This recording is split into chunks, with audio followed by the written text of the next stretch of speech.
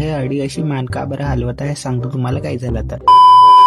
आज साफसफाईचं थोडं काम वाचलं होतं तर आपल्यासोबत मदतीला किरमाडा तर तेवढ्यात त्याच्या एक कचरा घेऊन उभी होती. आज कूलर त्याच्या जागेवर ठेवायचे होते. कूलरच्या टपाला आईने मस्त हसू हसू स्वच्छ केले. नंतर मी चढलो सज्जावर. हे लोक कूलरचे पार्ट आणून देतच होते तर तेवढ्यात मला माझी जुनी मार्कशीट भेटली. मी म्हटलं एवढा डाऊनफॉल कसा काय झाला माझा.